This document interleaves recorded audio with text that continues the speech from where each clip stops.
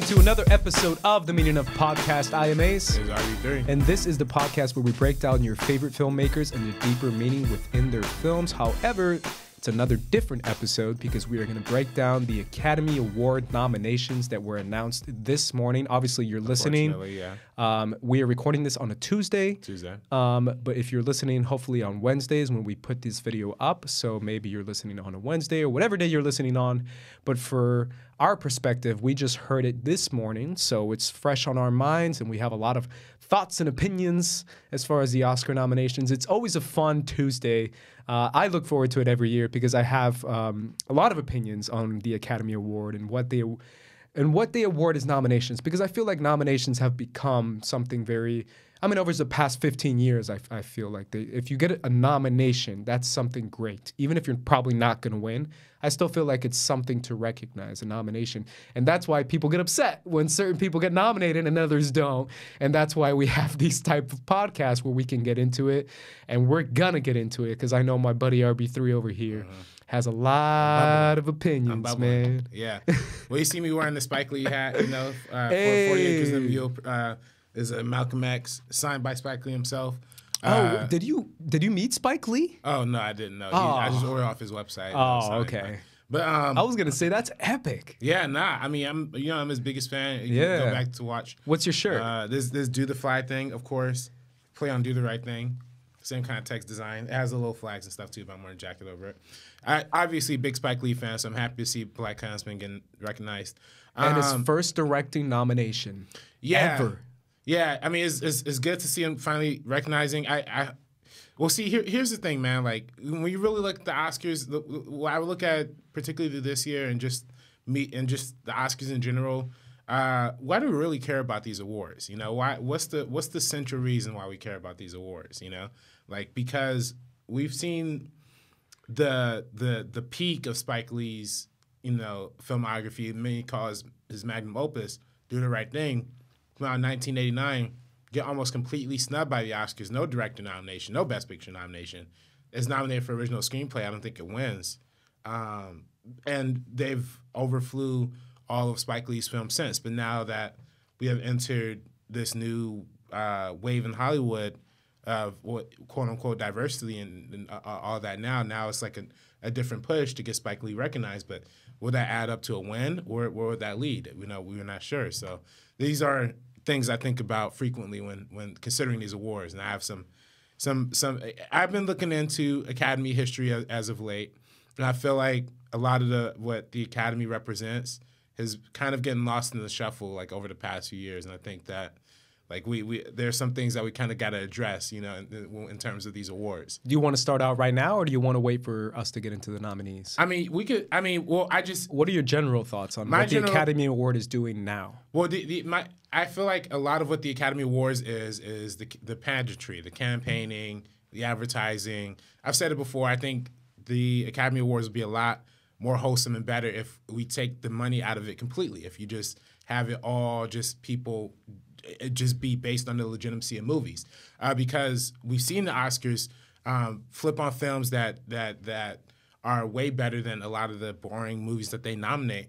But because they have because they're so stuck in the past, and because it's so based on who spends the most money here, there's this whole power structure in Hollywood that ends up becoming who spends the most money on the movies will end up getting recognized. And when you look at what the Academy Awards were originally created for, the original purpose of the Academy Awards were the studio executives all come in together and just to show off what the quote unquote best of Hollywood is. It's basically a campaign for studios. That's what it was originally created for, a commercial for studios back in the old 1920s, 1930s days. Now it's like a competition of who can spend the most money. That's why you see people like Netflix spending $20 million on their Oscar campaign. That's why we see, and listen, that's the structure that we've seen build up to the point of, we've seen this building up over time.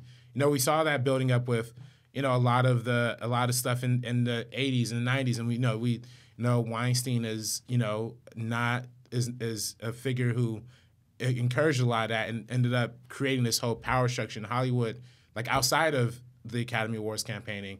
But a lot of his influence was also spending enormous amounts of money and influencing these campaigns, which ultimately ended up to like leading to abusive situations in those situations, like being ignored. So it's like it's all of that all wrapped up when you really think about it. Because you think of Shakespeare in Love, right? Shakespeare in Love beat Saving Private Ryan at the 1998 Oscars. Shakespeare in Love was the Miramax movie. That was the indie movie. That was the comedy that everybody loved. Saving Private Ryan, most people largely agreed is the best movie of that year. But because of the enormous campaign dollars that were spent in pushing something like Shakespeare in Love, that ends up getting the win. And that just happens time and time again within Hollywood. So I don't know, it's very much like when you think about it, it's like, wow, it really is the money competition now. It is. Yeah. And it's a political campaign more than anything else, right? Yeah. Because that's what political campaigns are, is just spending money and whisper promotion. Campaigns. Whisper campaigns are like on another level now, man. Yeah. On another level. Yeah. I mean, even just recent examples are just stuff like La La Land and and I mean that's the most recent one I can think of, but there's plenty of whisper campaign examples. But yeah, I mean, the Academy Awards, you're right, it has become, I mean, these nominees are the perfect example. I feel even more than, obviously I'm always going to say this every year, but almost more than any other year, I feel like these nominees, specifically for Best Picture and the Big Six awards, like Best Actor and all that, and Best Supporting, are like the most, like, biggest examples of a political campaign at work and your campaign dollars at work. Look at what you just said about $20 million that Netflix spent on Roma. It worked, man. Yeah. 10 nominations. It got more nominations than any other film. It's because of the money. It's 100% because of it. Doesn't that make you sick though, Ace? Like, doesn't that just... Because I talk about Netflix all the time as being the pioneer you're a Netflix for guy. What the future has to be. And the fact that Netflix has to spend $20 million in the first place, the fact that you can't just put a movie out on Netflix and it be a part of the conversation and they have to literally spend 4 times as much as the other nominee just to get in that conversation. Isn't that insane? It is, especially because of how... I mean, you liked Roma more than I did, to be honest. I don't know how you feel about the movie, but do you feel like this movie is Best Picture quality? Yeah, I think it's Best Picture quality. I think it's Best Picture quality, and I think that, honestly, out of these nominees, I'd give it to either Roma or like a star. You know, I mean, we could talk about the Best Picture categories right now. Not me. All right, let's get right into it. Obviously, I'll put Roma over a lot of these movies, though. That's what I'm saying. Yeah, I would too, but I mean, that's not saying much. 10 nominations for Roma, 10 nominations for The Favorite, and I'll talk about The Favorite because I have a lot of opinions on that one too. But let's start with Best Picture noms, and that is Black Panther. Yes. Black Klansman. Yes. Bohemian Rhapsody. The Favorite, Green Book, Roma, A Star Is Born, and Vice. So that is 8 nominations. They didn't go to 9, and obviously they're never going to go to 10 because that's been proven for the past few years at least. Obviously, the biggest standout for me personally is Black Panther. I mean, being like a guy who's literally wearing an Agents of S.H.I.E.L.D. shirt, like being a nerd, like a super deep nerd in Hollywood and following the MCU and following the DC movies and following Dark Knight and all the Blade and everything going from the past to the X-Men movies, finally being recognized as an actual art film, like an actual film that people can recognize and appreciate as something that is worthy of being an Oscar film. I've talked about it with my family all the time, like even my parents who are, you know, obviously older than me, talking about how bizarre and unfair it is that the Oscars have this weird thing. Obviously, sci-fi horror is another thing, right? Because Oscars don't like sci-fi horror, don't like genre films in general. But when it comes to superhero films specifically, it almost is like times 10. They hate it. They don't want anything to do with it. And finally, to get that recognition to me as like a, you know, quote unquote nerd is so validating for me. Just being like, finally, we're getting recognized. And I know a lot of nerds, for some bizarre reason, are doing the opposite and are kind of turning on Black Panther. And I think they should be happy. This should be an example of something that could be a bigger example for the future. That we can finally get these superhero films 10, 20 years from now, because they're going to keep making these, you know, whether you like it or not. And it can finally get recognition.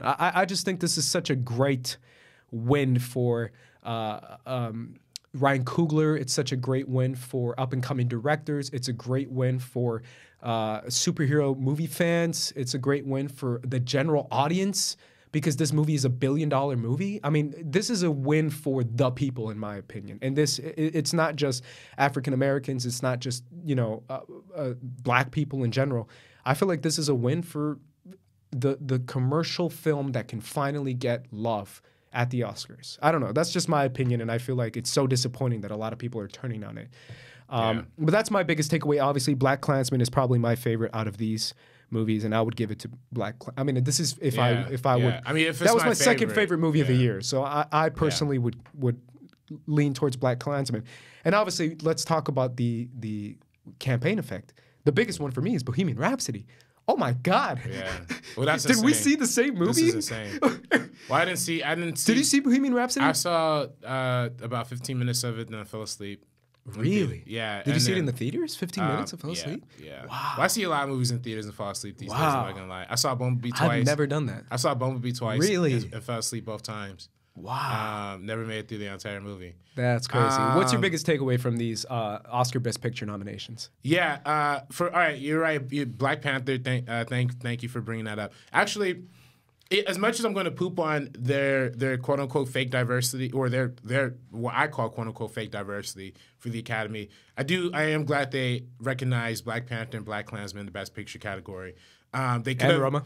And Roma as well. Roma as well for the Mexican and Latino representation. But I think they could have done a lot better. I think there are 3, 4, 5 movies, not 3 or 4 or 5, but I could pick off like 2 or 3 of these movies and easily put in a much better black movie that I could think of, or a much better anything else movie. What are some examples? Obviously my favorite movie of last year, If Beale Street Could Talk. Oh, that's the biggest snub. I agree with that. That's probably the biggest snub for the Best Pictures. Especially if you look at something like Bohemian Rhapsody. Yeah. And listen, man, I know you love Green Book, man, but I do. I gotta turn into this movie. and I've been getting a lot of crap. I know. Hey, man, listen, I'm not attacking Green Book the movie itself. Okay, I'm not attacking. Yeah. Because I haven't seen it, and honestly, last year we talked a lot of shit about Three Billboards before we saw it. I talked more than you did. I talked more crap than anyone about that movie. And then we both saw it, and we both kind of liked it. I think you liked it. I loved it. Yeah. I loved it. Yeah, I still love it. I still watch it to this day. There you go. Even though there's so many white people saying the N-word, but whatever. I'm not going to, fully hold that against it, you know? But, for Green Book, man, it's like this. It's not the movie itself. It's what the movie represents. You know, this is the biggest year for black cinema that we've ever had. 2018, we had $1 billion superhero movie. We had one of the all-time greats, Spike Lee, coming back with a big hit, BlacKkKlansman. We had, like I said, Beale Street to represent, black love. We have so many. There's Blind Spotting, Creed 2, Into the Spider-Verse. All of these great, magnificent African-American starring, African-American written, African-American directed films. Even produced. Produced, yes. Yeah. I mean, this is what Hollywood, this is what I had been aspiring for Hollywood to become for a long time, you know? And Hollywood has been notorious for snubbing the wholesome black movies, or the wholesome, black actors and performers, in favor of the whitewashed, versions of it. You know what I mean? Even I go back to Do the Right Thing. No actors in Do the Right Thing were nominated for any acting categories except for Danny Aiello, the white homie, the pizza guy. Yeah. And I love him. That's a great character, and it's a great performance. It's the same with Creed, though. Even a few years ago, yeah, with Sylvester Stallone, exactly. So it's things like that where, and then you even look back in early Oscar history too. I think also back to like this is a deeper cut, but the 1973's Best Actress category too. Like that was the first time in history that we saw 2 black actresses nominated for the Best Lead Actress in the same year. That was Diana Ross being nominated for the movie Lady Sings the Blues, and also Cicely Tyson nominated for Sounder. Cicely Tyson was widely regarded to have given the best performance that year, and rightfully so, because she's one of the greatest not just black actors, but American actresses in general.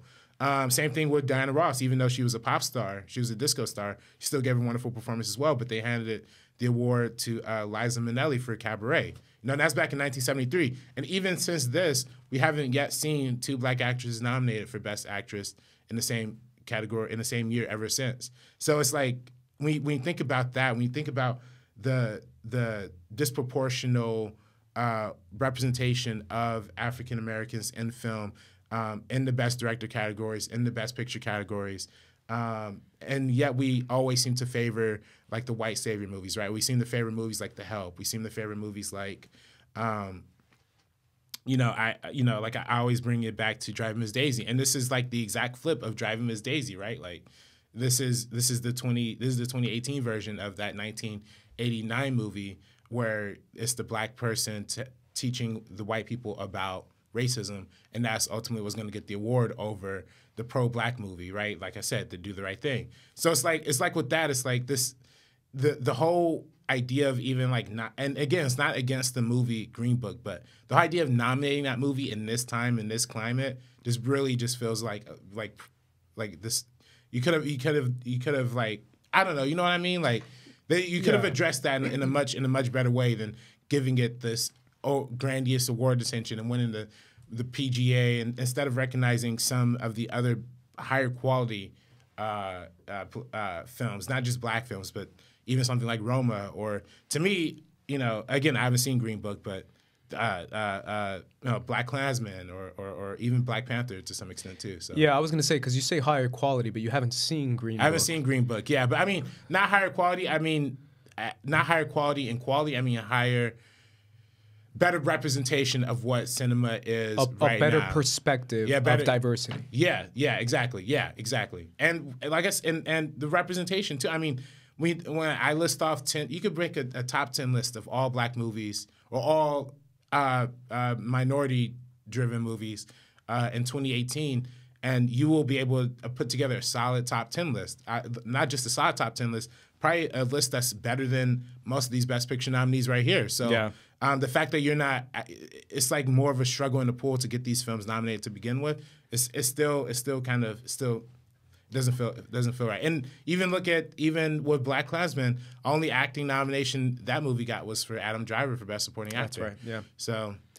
Yeah, do you feel, just to make a counter argument to what a lot of people are saying, and I think it's the vast majority of people here in Hollywood that are saying this, to make a counter argument to that, do you feel like it's kind of the opposite effect of where a lot of people are saying, like, in a climate like this, how could you honor this type of movie? Do you think it's like the opposite, though, where we're living in a climate now where everything is so extreme and so hyper racist and so hyper either far left, far right, where something kind of sort of in the middle, it can be a good thing, something like a Green Book that can give the idea of racism being bad? Because I think nowadays it's like, it's not that bad. I mean, racism isn't, you know what I'm saying? Like, I feel like there's this idea of racism being like, meh. I mean, we could be kind of racist. Like, it's becoming more and more acceptable and more okay for people to say racist things and kind of brush it off. And where, 10 years ago, you can't really do that. But now in this climate, it's more like, you see what I'm trying to say? Where I feel like we're living in such a hyper racist climate where it's okay to be racist, to a movie that says, you know what, white people, this is a message for you. Don't be racist. Like a message for white people to not be racist. Just the simplicity of that. I think it's less acceptable to be racist now. I think it's far less acceptable to be racist. But I think it's like, you think so? I don't know, man. A lot of people are bundled. I've been reading a lot of books, seeing a lot of shows that are just really leaning towards that really right-wing racist, sort of racist agenda. Right. Like, we're not racist, but we're kind of racist. It's more accessible. I think it's more accessible now. So I feel like now it's like people. Now that the internet is so big and so vast, there are a lot more pockets of people who occupy. There's a lot more far right people now. There's a lot more far right. That's what I'm saying. Far more white supremacists, but they have a built-in community that they solely concentrate on. Meanwhile, I think there is also a further left community who has their beliefs and their closed circles as well. I feel like everybody is in their own kind of bubbles, their own kind of circles. Sure. Anyway, so anytime we kind of leave like our bubble it seems like, whoa, this is like massive. But I think in reality, I think that's a small portion of the population that feels that kind of way. That is why we have such kind of a divide in this country in general, because like we're so entrapped in what we believe, and usually when you believe something, you're gonna talk to people who also agrees with that philosophy, or you're gonna interact with people or YouTube videos or Facebook groups that represent what you believe. So Sure. So your circle is gonna be kind of built around you anyway. I say all that to say that I say all of that to say that in the case of something like Green Book, I think it's cool that you have a movie that is showing, not to be racist, that, shows white people that it's not cool to be racist. That's totally great and dandy. I think, we need movies like that just as much as we need the Black Panthers and we need the Black Klansmen. I just think that everything that this movie, I think, for one, what this movie represents, as I've laid out before, is kind of shitty. And I think also what the behind the scenes for a lot of this movie is kind of the story that kind of paints too, with the family complaining about the representation of this character with Peter Farrelly, with homeboy Viggo Mortensen saying in interviews like, what's wrong with a white director doing this? If a Black director wanted to do a Japanese film, she'd not be allowed to.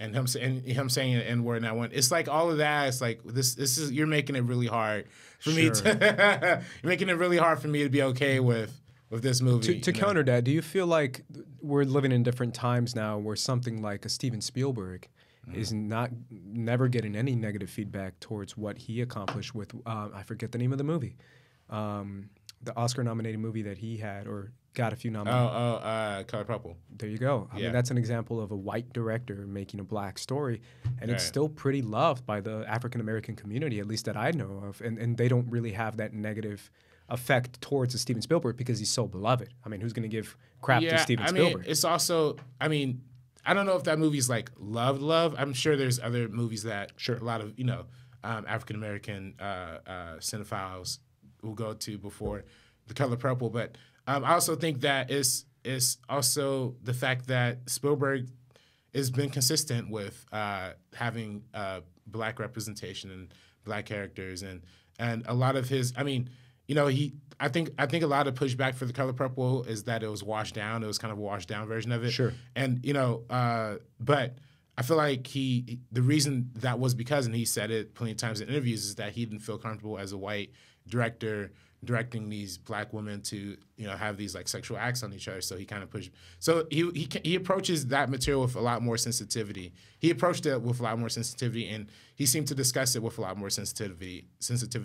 And of course, him and Oprah have the relationship too. So it was it kind of has that. But with something like Green Book, we have reports that the writer of this movie also has some racist stuff in his past as well. So it's just a lot of that all combined is like this isn't really this isn't a good portrait to paint here. Yeah, I think there is conversations to be had. I just think it's a very interesting perspective that Farley is bringing, and I don't think it's the perspective that people want to hear, especially people here right now. In LA and Hollywood, I just think he's made it very clear what he was trying to make, and I just think it's bizarre, and I agree that it's not necessarily the kind of diverse film that we want to say, hey, look, diversity, because I really do think it is much more of a white movie than it is a Black movie, and it's much more directed towards a white audience, and I think that's kind of what he was going for. I think he was trying to literally break down the most basic, telling white people, hey, white people, remember when people were racist? That was bad. Maybe we shouldn't do that anymore. Like, I think he's literally saying that to racist white people in the movie theater who might go see this movie because they say, oh, look, it's a guy playing a piano and driving around. Like, when I saw it, there was a ton of white people in my audience. I really do think that's what he was going for. And I think that's something that a lot of people don't want to hear right now. And that's you're probably making the correct point. I'm just making the point that I think he's deliberately saying, hey, white people, don't be racist. And he's targeting white people versus targeting African-American audience, much more diverse audience. But I don't know. I just think it's a much more layered conversation. Yeah. It's just frustrating because now we're just like finally at peak black cinema and this movie getting recognized over the much greater achievements. Yeah, I have a lot of similar opinions that you do versus when it comes to Latino representation in movies and TV. So yeah, I agree. And plus, there's some movies in here that I mean, I've said it a million times about A Star Is Born. I get it. That's fine. Bohemian Rhapsody to me is one of the most disappointing movies of the year. I really don't get that one, to be honest. It's one of those movies that when people say, oh, the director fell out, every time you hear that, when you go into a movie, you kind of have that in the back of your head. And I immediately, like 15, 20 minutes in this movie, I'm like, yeah, you can tell a director. They were switching. They were like, I don't know, cut to the next song. Cool, nice. Oh, he loves this song. All right, now what? Cut to this next song. That's why I'll talk about it later, but the best editing nomination for that movie, I was like, oh, that movie's one of the worst edited movies of the year, in my opinion. It's up there with Predator. And Predator, Predator I thought you liked Predator. I liked Predator, but I told you it was an awful edited movie. Yeah. It's awful editing, but it's still kind of fun. Bohemian Rhapsody has no business being there. I will 100% support Rami Malek's nomination. Let's move on to, and obviously we can talk about Vice later on too, because Adam McKay. Best Director nominations, Alfonso Cuarón for Roma, Yorgos Lanthimos for The Favorite, Spike Lee for Black Klansman. Let's go, Spike! And Adam McKay for Vice, and Pawlikowski for Cold War. That's the shocker they always throw in. Huge shock. Oh my gosh. They always throw in the shocker. Have you seen Cold War? I haven't seen Cold War, no. I haven't seen Cold War. I mean, a lot of people have been telling me about it. I can't judge this nomination because I have not seen this movie. I haven't even seen a trailer for this movie, honestly. Props to this Polish filmmaker, man. I'm not mad about it. I mean, obviously I'm surprised, but I'm not mad. I mean, obviously I would have a better opinion if I saw the movie, which I haven't seen, but man, international cinema is making its way into Oscar nominations. You've got a Greek guy, you have a Mexican guy, you have a black guy, and you have a Polish guy. I mean... And you have the movie about the vice president. And you have a movie about the vice president. What do you think about these Best Director nominations? They're surprising. I mean, it's tough because I can't really talk shit on Cold War because I haven't seen it. I still would have loved to have not compared to Cold War at least, but I would have loved to have seen Barry Jenkins somewhere in here for Beale Street. That's right. You just know how I'm going to feel about that movie. That's a great film. Who would you take out for Barry? I'd take off Yagos. Okay. Or Adam McKay too. I'd take out for Adam McKay. And I love Adam McKay. I love Adam McKay. And I don't love Vice, but I really like it. And but I just think that Beale Street is just a magnificently directed movie. And I don't know again, I don't know if this is a case of the campaign dollars or I don't know what happened with this movie. To me, this should have clearly been in Best Picture, Best Director categories. I don't know, but they must have missed the ball somewhere. You know what I think it is? And I said it in my tweet right after I saw that movie, dude. I mean, obviously, this is what I do. I step on people's toes, but whatever. It's not like anyone's watching. I really do feel like Annapurna dropped the ball, man. They went too hard for Vice. And I said it in my tweet. I said, why isn't Annapurna pimping the crap out of If Beale Street Could Talk? I saw this much campaigning, tiny bit of campaigning for If Beale Street. Almost nothing. And after I saw that movie, I was like, this is one of the best movies of the year. Why is Vice getting so much attention when Annapurna should have put their dollars into If Beale Street Could Talk? That's my take. I really feel like they went so hard for Vice that they completely forgot about If Beale Street. I don't want to talk shit about Vice. I'm actually in a class that is about not about Vice, but it's about like the process of making Vice. Sure. So I think at some point the producers of Vice are going to come into my classroom, and I'm hoping nobody. I swear, dude, I can step on all the toes. I don't know any of these people, but RB3 knows every single one. He's like, I hang out with Adam, so I don't really want to get in his face or anything. That's crazy. I didn't like The Favorite. I didn't like The Favorite. Let's just do it now. What is it about am I tripping or are you tripping? I don't know. This movie is one of the most overhyped movies I've seen in a while. I didn't care for I honestly, I'll say it again. I love the performances in this movie. Every single person in this movie is the most entertaining part of the movie is just them acting. That's the most entertaining part of this movie. Everything else for me is so disappointing. Why is this movie getting so much love, RB3? What's going on? I mean, I think people love Yorgos. I think I don't know if he got Best Director nomination for The Lobster. I think that movie probably deserved a Best Director nomination more than this one, in my personal opinion.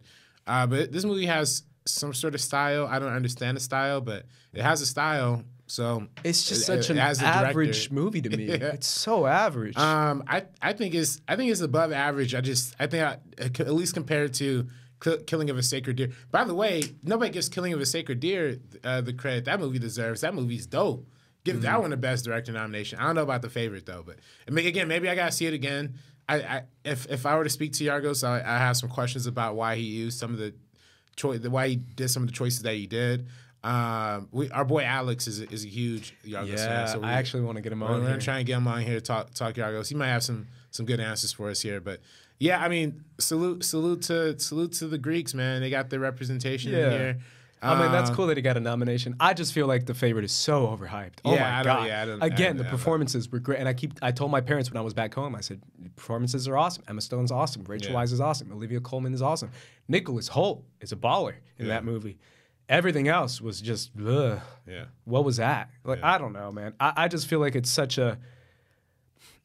I have some opinions on why it might be the case, but I just feel like there's no need for this much love for an okay movie. So does this kill A Star Is Born for Best Picture?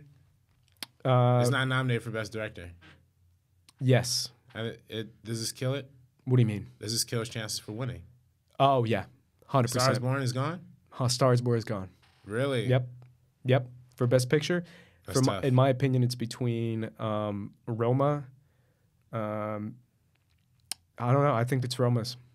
I mean, there's very few movies that I would put up there as far as maybe Green Book, but Green Book doesn't have the director nomination either. Yeah, see, now that would be the perfect parallel to Drive Miss Daisy. Yeah. Drive Miss Daisy didn't have a Best Director nomination either.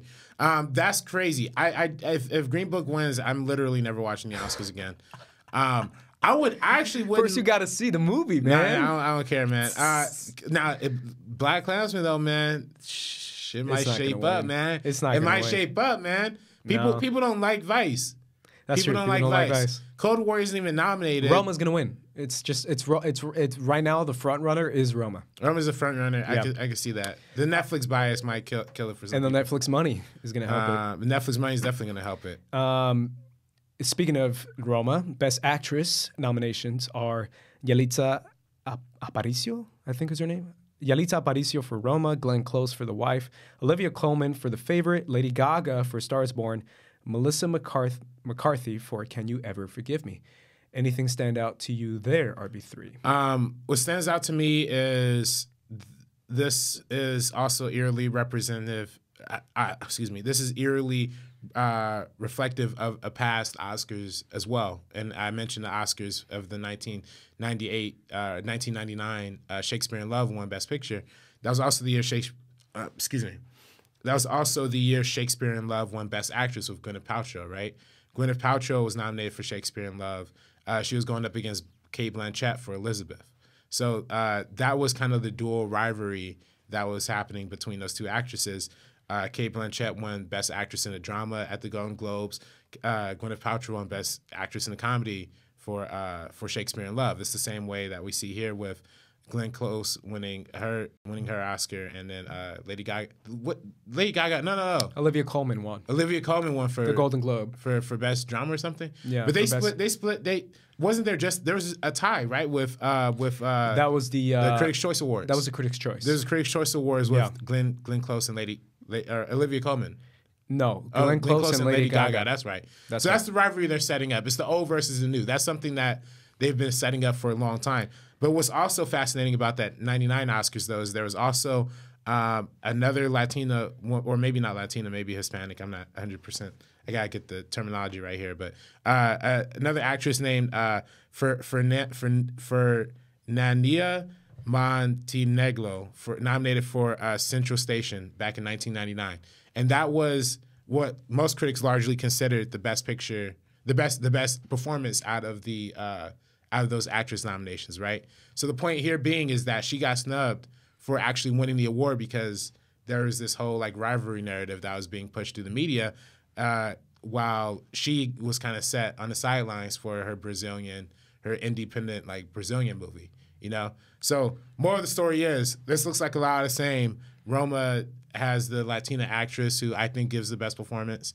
Even though I haven't seen The Wife, so maybe I'm not speaking correctly here.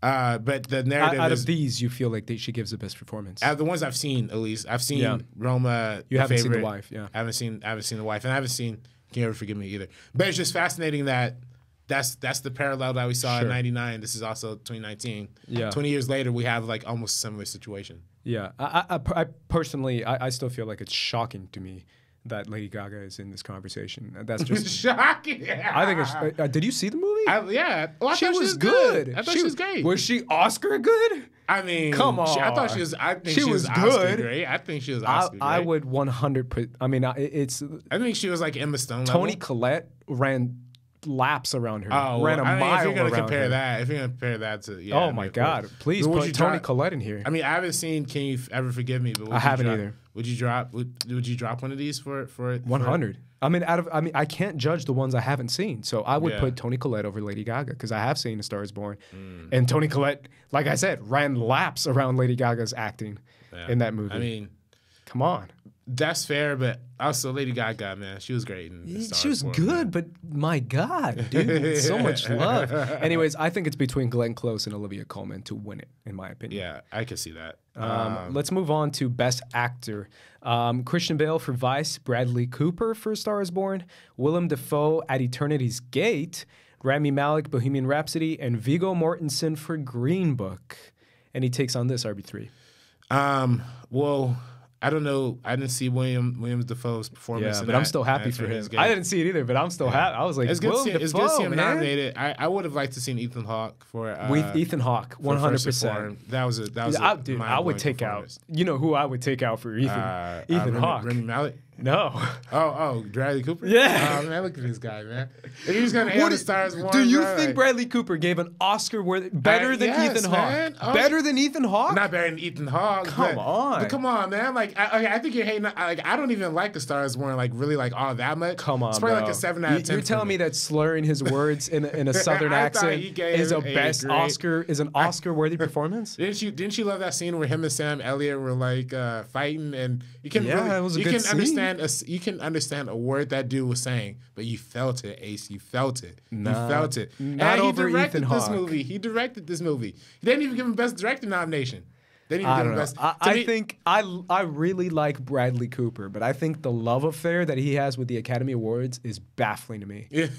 American Sniper, I'm never gonna get over American that. Sniper's I'm wild. never gonna get over that, and I'm never gonna get over the. Didn't he have like 3 years? Born. He was nominated 3 years in a row. That's right, because it was Silver Linings Playbook. Silver Linings Playbook, and then what was it? Not Joy, the other movie. No, it was American the one Hustle. American Hustle, yeah. American Hustle, and then American Sniper.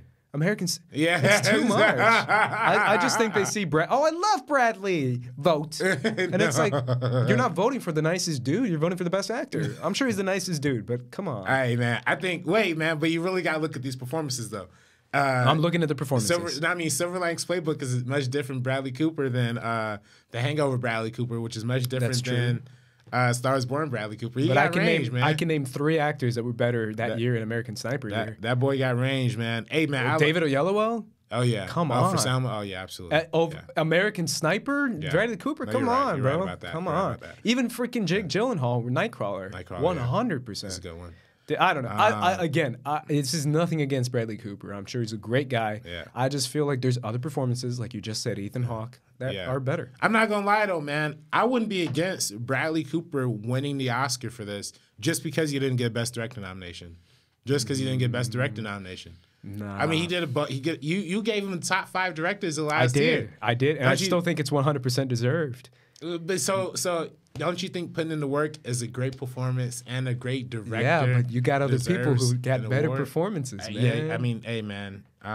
You got to think about So are we Christian Bale. We're gonna reward Christian. I mean, Christian Bale's on fire right now. He's on fire. I mean, are we gonna keep like awarding the gimmick of like gaining weight, losing weight? Yes. Yes, we are. We're gonna keep awarding that gimmick. Like, come on, man. 100% we are. That's we silly. just did it last year, and we're gonna do it again. Yeah. Why Gary Oldman, man. Yeah, for Darkest Hour. Darkest Hour. Yeah. Why do we keep indulging in this, man? This is not healthy for our actors. We can't keep having our actors do this. It's not.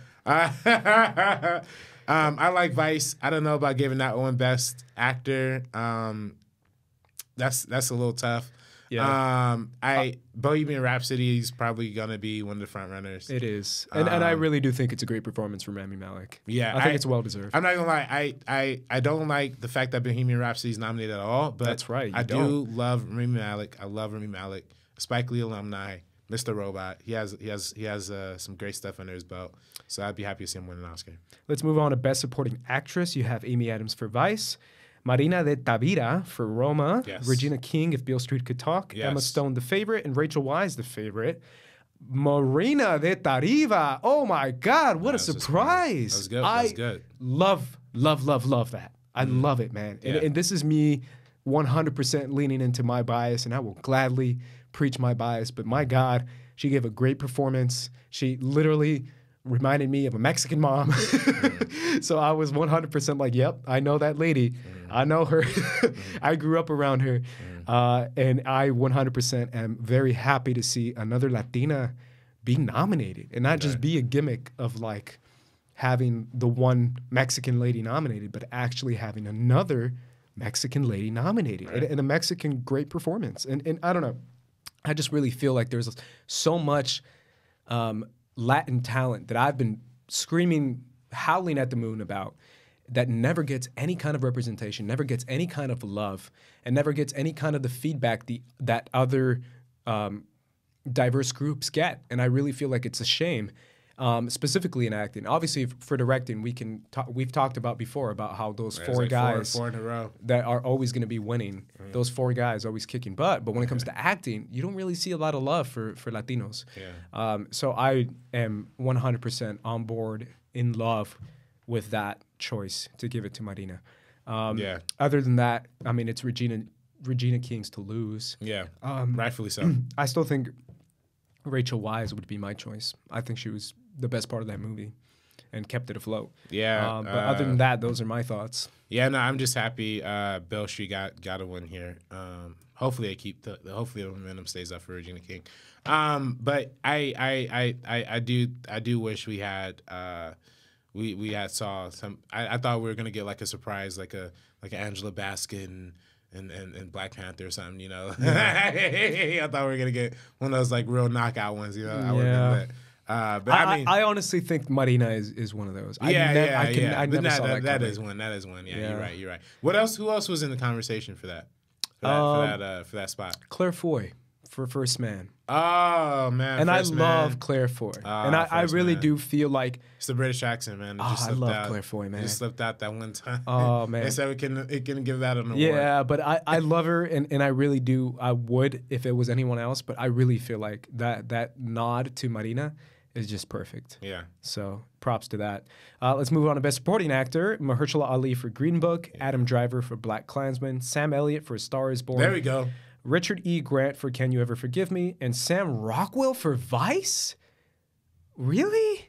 RB3? George Bush? As George Bush? You don't like him as George Bush? He was fine. Yeah. Again, I'm baffled by these noms, I do agree. man. He was okay. just fine. He was fine. Yeah, he was fine. I mean, it was not that he was bad, but he was just like, oh, cool, yeah, sure. I mean, they love Sam Rockwell, man. They give him an Oscar They love Sam Rockwell. For they love awards. Adam McKay, man. They really like Adam. I feel like the Academy is just fall in love with Adam McKay for some reason. I mean, he's great, and that's fine, but geez. Sam Rockwell, one that I put on Twitter that obviously no one gives a crap about, but I still feel, especially after rewatching it and talking to my family about it, Alex Wolff, man. Oh, Alex Wolff broke my heart in that movie. Yeah. Alex Wolff put me in that movie. He was my POV, obviously, because he was the guy. Even when he killed the... That scene, to me, would be his Oscar reel. Just him at the wheel and a shot for like, it was a good 3 minutes of just his face after realizing what he just did, even if it was an accident.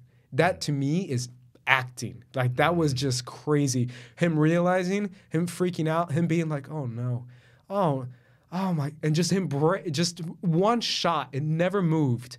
And 3 minutes on his face was just, and just a single, oh dude, kill me, kill me. I immediately was in that position. I was in those shoes, and I immediately felt like, what would happen if I was in that position? How would I feel? That's immediately what I thought when I was watching that. And that's, to me, best supporting actor 100%. So, I don't know. Other than that, it's Mahershala Ali. He's going to win it. Yeah, hoping for Michael B. Jordan. And worthy so, to be honest, man. I love this performance. Did you think Michael B. Jordan was going to slip in for Black Panther? No. Oh, man, I was hoping for that, man. No, not happening. All right, guys, those are the big categories. Now let's get into some other categories that we have here. Let's start with the screenplay categories as far as best original screenplay and best adapted screenplay. We should consider those like the big categories too. We should, but we don't. This year it's people don't. No, especially I don't know. What stands out to you as far as these nominations for either adapted or original? Well, Green Book, you get out of here. I'm sorry. I'm just gonna keep saying that. No offense to Green Book or UAs. The Favorite is interesting. I didn't even know that was an original screenplay. I thought it was based on something. First Reformed, get to see First Reformed get his nom. Yay. Get to see Roma get a nod. But my God, adapted is where it's weird. Yeah, adapted. The Ballad of Buster Scruggs?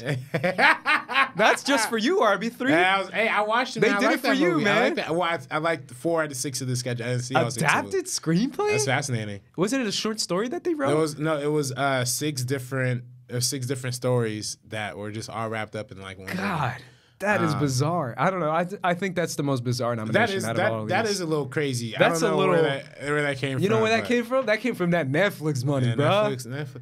Hey man, but Netflix got to put money in because people like you, Ace, are gonna say they're gonna bury the movies. That's right. They're not burying this shit. No, they're not.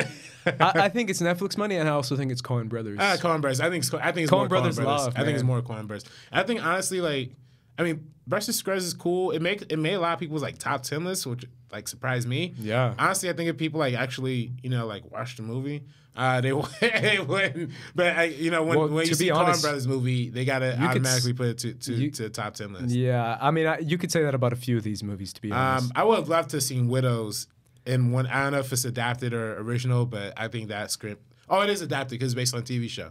I would love to see Widows and adapted. I would have liked to see Black Panther adapted screenplay, honestly. Yeah. And what's that one? Beautiful Boy on Amazon Prime. Yeah. I like Amazon Prime, so I'm gonna support that being on it. Timothy Chalamet is another guy who got kind of snubbed. Oh, for best actor. Best supporting. Right. Yeah. Oh, was it best supporting? It would have been supporting, yeah, because Steve Carell is technically the lead for that movie. Oh, okay, Yeah. fascinating. Bill Street. Thank God for Bill Street's nomination, man. Let's Skybell for Bill Street's one look here. Barry That's a Jenkins. great. I think that's the winner in my opinion. Obviously, it probably won't win, but I think that should win. It'll probably be Black Klansman winning. I think Black Klansman might take. I love Black Klansman, so I can't argue against that. Yeah. Let's move on to a little bit more of the technical awards: best makeup and hairstyling, best costume design. Let's start with those two: best makeup and hairstyling. Black Panther was snubbed. Border, Mary Queen of Scots, and Vice for best makeup and hairstyling. You think Black Panther should have been up there? Yeah. I mean, I haven't seen this Mary Queen of Scotland, so I can't really. Or either Border, 100%. Honestly. To be Border, I haven't seen. Yeah. Mary Queen of Scots, I have seen, and it's deserved. Oh, really? Yeah, it's deserved. Best costume design, The Ballad of Buster Scruggs, Black Panther. That's funny. I like that. Come on, that's man. a good nomination. Is it? No, I like it. Yeah. Black Panther, which obviously is probably the front runner. The Favorite, Mary Poppins Returns, and Mary Queen of Scots. Buster Scruggs is great. Is it? Yeah. I mean, I think Black Panther's going to win, but Buster Scruggs is think the front runner is Black Panther. I really did like the costume design for Mary Queen of Scots. And so you actually saw that movie? I did, yeah. I've seen a lot of. I liked it. I didn't think it was the best, but I liked it. Yeah. You don't think The Favorite? I like it more than The Favorite. Yeah. Do you like the movie more than The Favorite, or do you just think the costume design is better? It's tough. It's actually tough because I really do think The Favorite nailed a lot of those looks. I mean, the picture they have here and the picture that I'm looking at is Nicholas Hoult. Nicholas Hoult looked crazy in that makeup and I mean that costume. And then obviously the other costumes that they had for Olivia Colman and Rachel Weisz are great. I would lean towards Mary Queen of Scots though, if I had to pick, because there's some really cool stuff they do with armor in that movie. That's really freaking cool. But Black Panther is the #1. Black Panther is the front runner, unless you disagree with me. No, I agree. I think it's probably the clear front. I think it should be a front runner. Honestly, like this is. I'm sick and tired of the Academy only recognizing period pieces. This is actually a movie that's set in the future, or not in the future, but in a futuristic like environment, and plus African too. So it's like amazing. Yeah. But again, like Buster Scruggs, like that movie is hilarious. And when we talk about best song, I'll talk about specifically that song. But the whole idea of like that movie being nominated for best costumes is like all of them are dressed in like this crazy like Old West bullshit. Like it's funny. Best cinematography, in my opinion, is the most bizarre out of all of them. You have The Favorite, Never Look Away, Roma, A Star Is Born, and Cold War. So obviously there's a few of these movies that I haven't seen. I haven't seen Never Look Away, I haven't seen Cold War. I can base it off the trailer. The trailer for Cold War looks very pretty.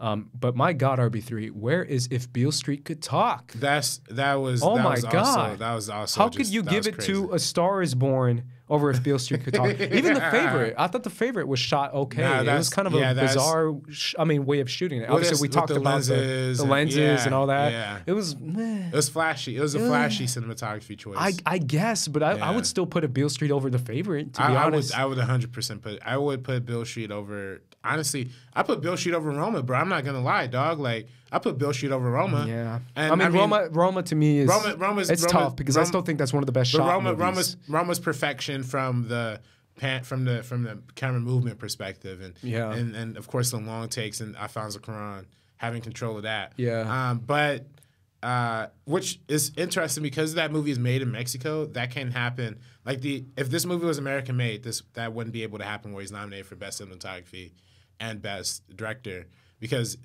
like the way the guilds are set up in America, like you just can't do that. Like that's why Paul Thomas Anderson didn't get best cinematography. That's right. He didn't even get credit for the cinematography because he shot. That's still so crazy to me. I broke it down. What you're saying right now, I broke it down to my mom to kind of tell her how crazy that is.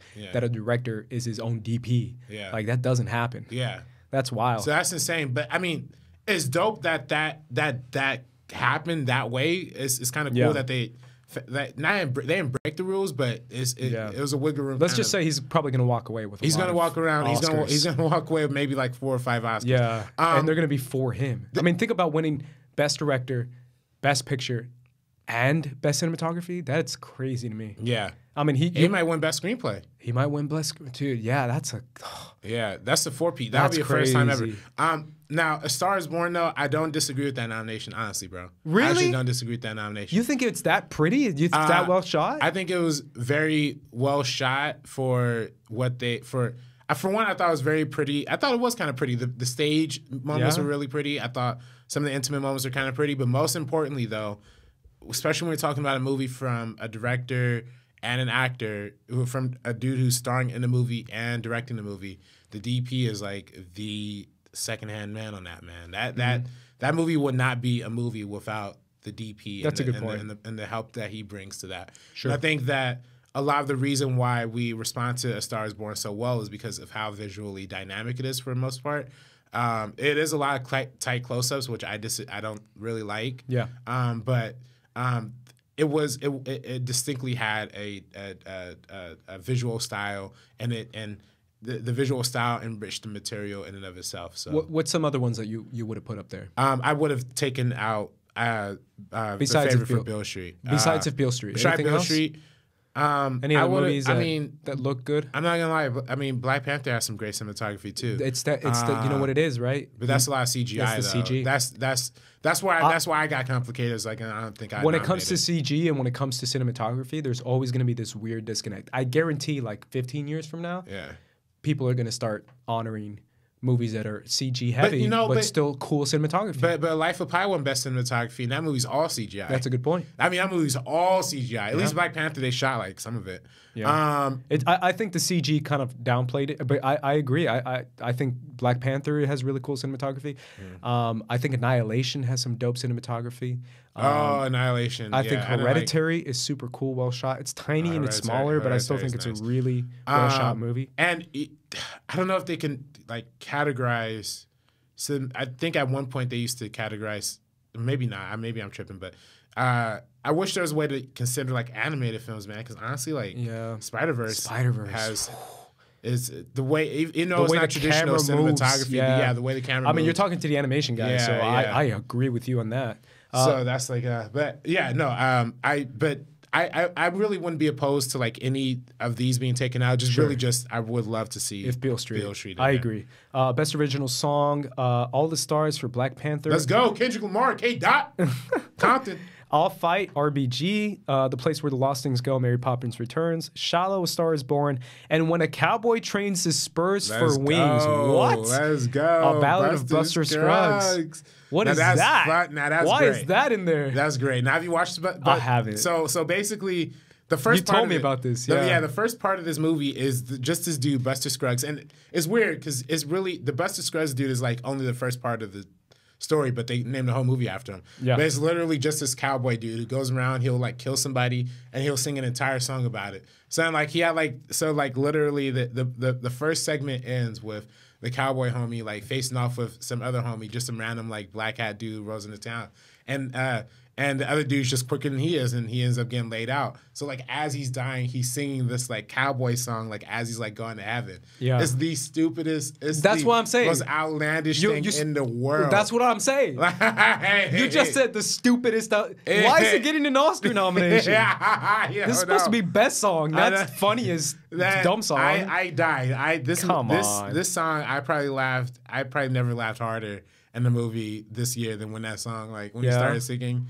Laughed harder in the movie? Yeah. You mean at home? And at Come home, on. Exactly. That ain't no movie. That's the Netflix bias. There you go. See, now I know why you don't like this movie. And now I know, but I love the fact that you know what the biggest snub for me is, What's man? that? And I would have given the Oscar to because it's that dope of a song. And when I first heard it and I saw the music video, and I thought the movie was kind of okay. I didn't really care for the movie that much. Deadpool 2, Ashes. Celine Dion. That song goes hard. That's funny. That was that was the best part of the movie was that opening credit scenes with him dancing around and with the James Bond kind of. Exactly. Dude, I love that song, and I was like, that's a best picture. That's a best song. Original song. Kind of nomination that I would have given it to. They usually put one comedy song in the nominees, so I think they gave the comedy one. I would have given it to Deadpool 2. Shout out to Deadpool 2 just for that song. Is it the Shallow? Shallow? Do you think Shallow's gonna win? Shallow 100. I mean, there's no. I personally, what I like the most is obviously All the Stars. Yeah, me too. I love that song. I think I like Shallow too, to be honest. Though I'm not gonna lie, man. I think All the Stars might be able to pull something, bro. Like it might be able. Not over Shallow. Are you kidding? No way. Nah, I think so, man. They're trying though. I told you last time they're playing it on the radio. They're playing it everywhere. They're playing it at the gym, at the Starbucks, everywhere. Yeah. Best original score: Black Panther. Let's go. Ludwig Göransson. Come on. Black Klansman, If Beale Street Could Talk, Isle of Dogs, and Mary Poppins Returns. This is what the best picture lineup should Dude, look this like. is great. These are these are dope. Right off the bat, Ludwig Göransson, man. Yes. Bringing African music, bringing hip-hop beats, like actual beats, into a score. Come on, man. Just for that alone, I don't think there's ever been a score that has hip-hop, 808s, kicks, all that stuff that a hip-hop beat has into a movie score. Yeah. I love Ludwig, man, and I'm so happy for him. But to me, it's 100% If Beale Street Could Talk. Yeah. That is the best score all year. Easy. This is, I think, why this movie resonated with me so hard is as soon as I left from the theater, the first thing I did was play that soundtrack. And I really haven't been able to listen to much other music since. Like this score is mesmerizing, is brilliant, and to me, there's no other. There's not even a competition here. Yeah. But I do love Black Panther and Black Klansman. And Black Klansman was pretty good too. It had the, it's kind of it's funny because it kind of indicates to me that like people actually don't watch Spike Lee movies, because the score for this is actually really similar to a lot of Spike Lee movies. It's very similar to Inside Man. It's very similar to Malcolm X in some ways. It's just funny. It's funny to me that it just shows that for most other movies or most other directors, they'll be like, oh, it's too similar to a previous thing, but they haven't watched Spike Lee's previous movies. Isle of Dogs, salute to Isle of Dogs, man. I love that movie. Yeah, I haven't seen it. It's actually really good, and I love Wes Anderson. I have some problems with Wes Anderson sometimes, particularly with the way people are represented in this movie. But Isle of Dogs is actually really great. So, and great movie, and good to see it nominated for Best Score and Best Animated Feature. Good for them. Yeah. Best Documentary Feature, we have Free Solo, Hail Country This Morning, This Evening, Minding the Gap, A Father and Sons in RBG. Dude, where is Mr. Rogers? Yeah, Won't You Be My Neighbor? I haven't actually seen that one. So yeah, but that was the biggest documentary of the year. Everyone was talking about it. Yeah. Highest grossing. Obviously, that's the biggest, one of the biggest snubs. I thought it was a front runner too, and it's not even nominated. Yeah, especially its entertainment industry too. That's crazy to me. Obviously, the one that stands out to me is Minding the Gap. The more I read about this movie, the more I see behind the scenes of this movie, the more Minding the Gap. I haven't heard of that. I never heard of it. It's the skateboard movie. It's about the suburbs of Chicago and the skateboarding. Oh, beautiful. World. Oh, so Hulu. Oh, perfect. Yeah. Oh, I'm rooting for it now. Oh, because it's a streaming service. Let's go. Oh, beautiful. It is a streaming service. Let's go. Free Solo has been getting a little bit of attention. I saw RBG as well. That's on Hulu as well. I gotta check that one out. I've seen a few of these documentaries. I saw Three Identical Twins, and I thought that one really should have. Yeah. But I haven't seen I liked RBG. I didn't love it as much as everyone else did. Yeah. But yeah, to me, what stands out is Minding the Gap for me. And obviously, no Mr. Rogers movie, Won't You Be My Neighbor. Yeah. Best Animated Feature, Incredibles 2, Isle of Dogs, Mariah, Ralph Breaks the Internet, and Spider-Man to the Spider-Verse. Spider-Man to the Spider-Verse, man, we praised it. And I went back home and I talked to my mom about it. The more I think about the movie, the more I fall in love with it, man. I saw it again back home in Phoenix with a friend of mine who hadn't seen it. And the more I think about it, the more I'm like, man, this is some deep stuff in this movie. It's a great film. It's so great. Like, for such a funny kids movie, it's so deep. Yeah. Like, it's so profound in what it's trying to say throughout the entire movie and what it accomplishes at the end of the movie with the finale of, Miles Morales embracing who he is as Spider-Man, embracing his own Spider-Man. It's just so good. It's so good, man. To me, that's the standout. I haven't seen Mariah. I haven't seen anime either. Yeah, but a lot of people mention. I love Isle of Dogs. I actually really like Ralph Breaks the Internet. And salute to Danny Fernandez for her part in that. That's movie. Right. Yeah. Shout out to Danny. Yeah, man. She could be in. She's in an Oscar-nominated movie. That's wild. Yeah. That's cool. That's dope. That's real cool. Yeah, but Spider-Verse is the clear winner. I don't even know why Incredibles 2 is here. Honestly. Yeah, you hate that movie. Yeah. I don't know. This is kind of. I liked it. It's the worst Pixar movie they probably ever made, bro. Honestly. Really? Do you like Cars 3? I didn't see Cars 3, so I can't really. There you go, man. No, actually, maybe it's not worse than Cars 3 to get Dinosaur. Maybe not worse than Cars 2 either, but that movie's just not good to me. Do you have any thoughts on the sound? Oh, the sound. I actually do have a little bit. I was a little surprised to see. Let me pull up the sound category here. So you have Black Panther for sound. Good to see First Man. Sound mixing. You have sound mixing. Black Panther, Bohemian Rhapsody, First Man, Roma, and A Star Is Born. Yeah. And then for sound editing, you have Black Panther, Bohemian Rhapsody, First Man, A Quiet Place, and Roma. Yeah. That Quiet Place for editing and not for mixing. It's funny. Last year the 5 best mixing and best editing nominees are the exact same.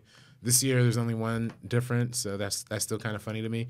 Good to see First Man in there. Good to see Black Panther. Bohemian Rhapsody is, it's a musical, so it's a little tougher to mix those kind of movies. Sure. Especially with, mixing the original music with the new vocals and stuff. Same thing with Star Is Born, performance movie. Roma is fascinating to me. I didn't really think that. I mean, that's I don't think most people will be able to really appreciate the sound of this movie because it's not in theaters. But hey, man, salute to Netflix for pushing that through. I didn't know the sound was that immaculate because I watched it on my laptop. The only ones, and obviously this is me reaching for stuff. Yeah. For me, the one that stands out that I would have put in any of these sound categories is obviously Avengers: Infinity War. I think that movie. I mean, come on, dude. Are you really gonna hate on the sound of that movie? Come on. No, I'm not gonna hate on it. Come on, bro. But I could see clearly. I could see more clearly why some of these. I could see clearly Roma over Roma. Oh, not Roma, but I could see clearly why something like Bohemian Rhapsody and First Man and A Star Is Born is in there over the other one I would say is Annihilation. Annihilation is. Have you seen Annihilation? I did. Okay, I feel like the sound is something. I didn't really like it, but the sound is dope. The sound mixing and the sound design is is pretty dope. Sound is dope. Production design is Black Panther, The Favorite, First Man, Mary Poppins Returns, and Roma. Mary Queen of Scots is probably the only other production design one that I would put in there. The Favorite looks like. The Favorite is pretty dope, though. I think The Favorite might actually take this one over Black Panther. No way. Oh, Black Panther's over Black Panther? Oh, yeah. Black Panther's really pushing that production design. I worry a little bit about Black Panther only because, I mean, I don't know if this, maybe I shouldn't even say it because I might like add fuel to the fire, but there were some allegations that they had like stole some production design elements in that movie from something else. So I don't. From what? Well, there's. From I guess Infinity War? Really, I shouldn't say. I really should know. Not from Infinity War. That's crazy. I think what it really is like for the music video, All of the Stars, they use production design from this artist. They use like specifically like this artist design for a lot of background stuff of it. Apparently, she was originally commissioned to like do the stuff for Black Panther, but she didn't like sign off on like the final permission, like use her like designs or whatever. Sure. So then they just kind of threw her designs in the All the Stars music video. So I guess it really doesn't affect the production design of this category. Sure. I just hope that doesn't become like an issue, you know? Yeah. I mean, maybe me saying it might like aid to that. So hopefully like people don't like clip this part. Jesus Christ. But no, I'm rooting for that to win. I hope Black Panther wins this category. Yeah. And also I root for Black Panther. And you know, salute to First Man. I like First Man, but I don't think it should win. But salute to First Man. But Black Panther, please win. Let's finish up with a category that I'm very passionate about, RB3, as someone who watches a lot of these movies, and that's best animated short. No. Oh. Best visual effects is a category that I'm very passionate about. No Black Panther. Avengers: Infinity War, Christopher Robin, that's wild. First Man, Ready Player One, and Solo: A Star Wars Story. RB3, right off the bat, the biggest snub for me, personally, is what I said last week or 2 weeks ago. I don't know when I told you. Is one of the craziest CG movies I've ever seen, and that's Aquaman. My God. That movie is a CG spectacle, and it doesn't even get a nomination. I would almost give that the win.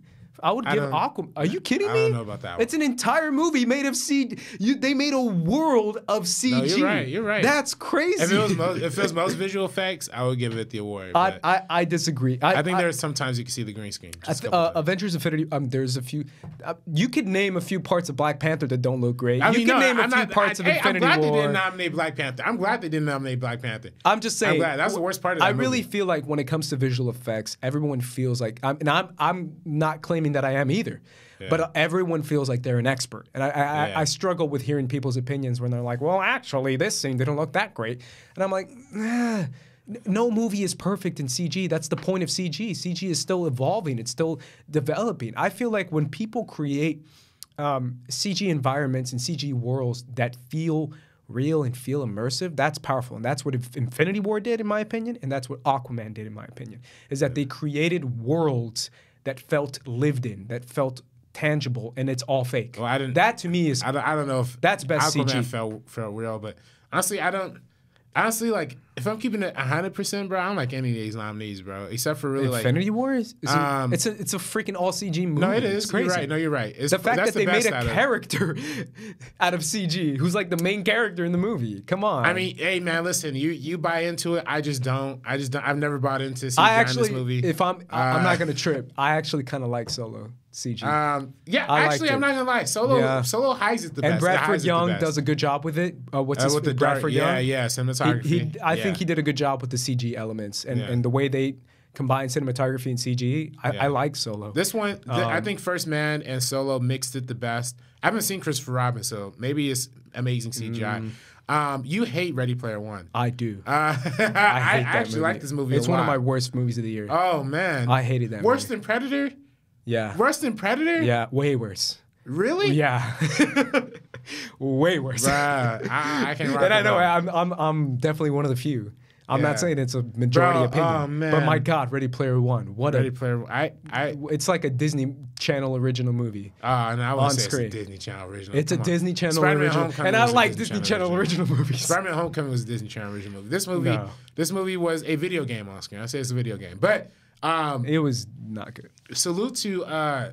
But either way, Aquaman is my biggest snub. And the only other one I could think... It didn't even make the shortlist, bro. It didn't even make the shortlist. Yeah. How stupid is that? I mean, come on. That to me, and this is obviously a category that a lot of people don't care about. Yeah. I love this category because, again, I see all these movies and I feel like I immerse myself into them. And Aquaman to me is huge snub. The only other one I can think of is Annihilation. I was going to say, I actually would have loved to see Annihilation win. Yeah. I actually would have liked to see Annihilation win. Yeah. I mean, of course, Avengers: Infinity War. I mean, if we're talking most CGI, I mean, that definitely got it.